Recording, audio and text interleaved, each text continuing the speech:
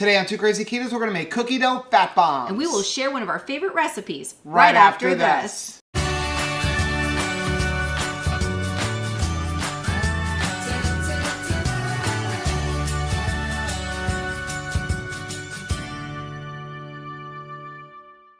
Hey, what's up, family? I'm Rachel. And I'm Joe. And we are Two Crazy Ketos. If you're new to our channel, welcome. Here on Two Crazy Ketos, we do different things like product reviews, we do recipe videos, we talk about various keto topics, and then every Monday, we sit down on the couch for Keto on the Couch. We just kind of talk about what's going on in our lives for the week. You can find us on different social media platforms like Facebook, Instagram, and Twitter. And we have a website, which is twocrazyketos.com, and that's where you're going to find all of our different recipes. Now, we do upload at least 5 new videos every single week, so make sure you subscribe to our channel. And don't forget to hit the little bell icon, and that way every single time we upload a new video, you'll be alerted to it. Yeah. So a lot of times when people get started on the keto diet, one of the things they really miss is their sweet treats. And these fat bombs just provide just a little bit of sweetness in your day. Yeah, one of the things I do like to tell people is when you first get started on keto, don't immediately start making all of the keto cookies and the cakes and buying all of the pre-made treats, because you're trying to get away from all of those carbs that you used to eat. And if you start eating a lot of the prepackaged keto treats, which are great for sustainability later on down the line. Yeah. But if you do start trying to eat them now, it's going to make it that much easier to jump back into your old lifestyle. And we don't want to go backward. We want to go forward. But with that being said, sometimes you just need that little sweet treat, or sometimes you just need some extra fat to help satiate you to your next meal. I need it. I need it. And when I got started, one of the things that really helped me was making fat bombs. So today's recipe is a really delicious fat bomb. It kind of reminds you of the old things that you ate, but it's going to give you a bunch of extra fat, and it's got a little bit of sweetness to it. I got a question for you, though. What? Is it easy to make? It is very easy to make. How easy? It is so easy, even Rachel can make it. Seriously? That easy. Okay, let's get this started. So let's go over the ingredients. The first thing we're going to need is some almond flour. Okay. Then we're going to need a stick of butter. All right. And we're going to need some cream cheese. Okay. A whole block. We're going to need some vanilla. Mm-hmm. We need some stevia. Then we're going to need, this is optional. I personally don't use it, but some people may want to up the sweetness a little bit. Some erythritol. Then we're going to need some chocolate chips if you want to add them in there. But for me, cookie dough has to have chocolate chips. Yes. So we're going to use Lily's. Then you have an option. Okay, we're going to use peanut flour. Oh, wow. But if you don't have peanut flour, you can just use some peanut butter, which we'll show you how in a minute. But if you're going to use peanut butter, make sure you're getting the all-natural stuff. The only ingredient should be peanuts. You don't want to get anything that's got added sugar or oils or anything like that. What a concept. Peanut butter from peanuts. One thing I do want to say about natural peanut butter, a lot of times people are like, well, how come this one has lower carbs? If the only ingredient is peanuts, they should all have the same carbs. Don't pay attention too much into what the label says, because you really got to look at what the serving size is. Plus, they do get to manipulate those numbers a little bit. But yeah. The only ingredient is peanut. A peanut is a peanut and a peanut. It's not like there's one peanut that's got lower calories than another one. He's a funner peanut. Okay, now I did want to mention real quick, when we first started making this recipe 3 years ago, I used to use this. Mm-hmm. I no longer use this because it does have some sugar in there. If you don't mind having the little bit of sugar in there, you can use this instead, and you're going to do the same amount of this that you would for your peanut flour. Okay. The peanut flour is just the better option now. Mm-hmm. Okay, you ready? Yes. Okay, so let's push this all to the side. I've already got everything pre-measured out for you. I love that.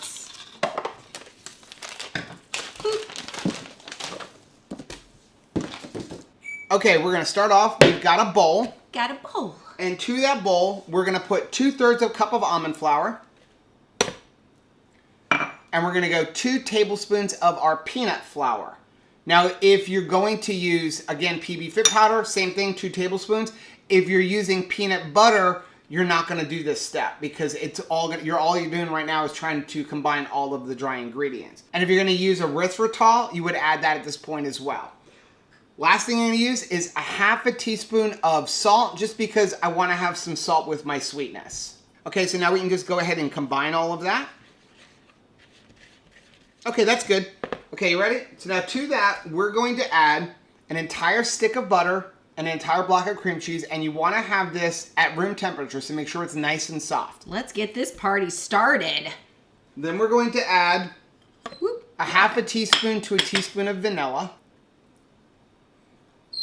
and a half a teaspoon of stevia. Now, if you don't like stevia, you can use erythritol. You would use 2/3 of a cup.